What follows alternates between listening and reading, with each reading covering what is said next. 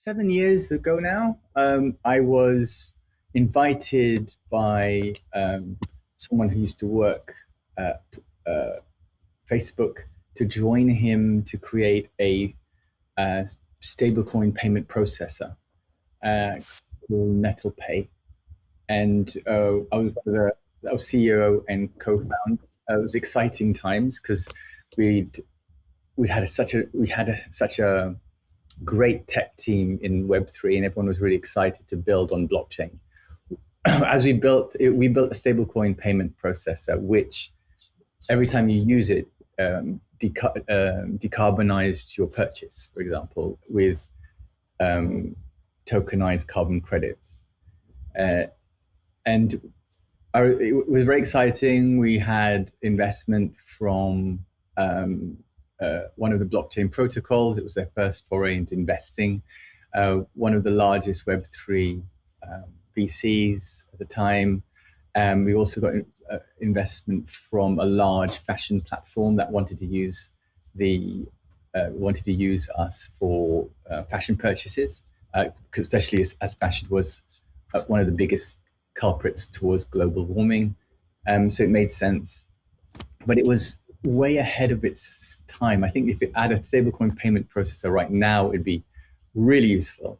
But back then, it was still new, and Web3 was still very exciting. But the rate of adoption for retail was so small, and it's small in the Western world. But it was big. It was growing faster everywhere else, like Latin America or Africa.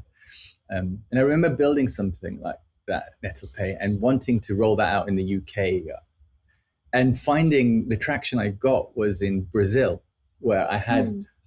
someone approached us saying, "Look, this would be brilliant because in Brazil everyone has USDC, and so can we use that as a means of payment using your payment solution?" Um, and we wanted to give it out to they wanted to give it out to 700 kind of like hawker stalls on the beach, so that people who had USDC can then buy fruit and ice cream on the beach. Um, Wow. that was the first deal we got, but we didn't do it because we're like, no, we're in London and we're heading to Dubai, and we're in Europe. We want to find use cases here. Why are we going all the way to Brazil?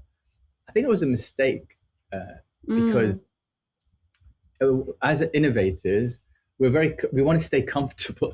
I think people in the West, like let's say in London, the ecosystem, we as entrepreneurs we innovate from a place of luxury because we live in an ecosystem where you're arm's length away from the sea. You're surrounded by fellow entrepreneurs. There's lots of events to network. So it's Yeah. quite cushy actually. Um, so kind of going out your comfort zone into an ecosystem you're solving someone's problem. We didn't do it. Um, and I think what it does take is that kind of global mindedness to say, if I've built a solution here in London, but I find traction somewhere else on the planet, I go there and prove that point because that's what I'm all about. I should be all about. But I Yeah. find a lot of entrepreneurs, they want to build, let's say, and stay comfortable and close to home, even though they've solved someone's problem somewhere else. That that that might it's too much to go there. There's a lot of context. There's a lot of empathy. There's a lot of um, cultural sensitivities, political sensitivities, and nuances and regulations to be able to go against your grain and move somewhere where you're solving that problem, even though you're innovative back home. So Mm. I've seen how the distance has stopped people and startups going for it, and so I do help people get a bit more of a global mind around their innovation, and it helps them, especially That's in very, UK. Yeah, UK is such a shrinking market. I think that yeah. you innovate here, and there's not much. There's not. It's small population compared to so many other countries. Yeah, and I know you've obviously got a lot of venture capital experience as well. And recently we had Mona on from Edge Capital, and she said something very similar, in which when it comes to this type of technology, specifically tokenization, blockchain technology, it's often very difficult to bet when this is going to be adoptable.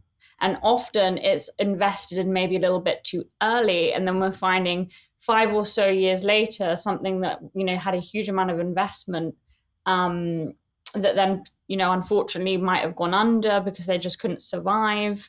It's now actually being adopted and it's now got that meta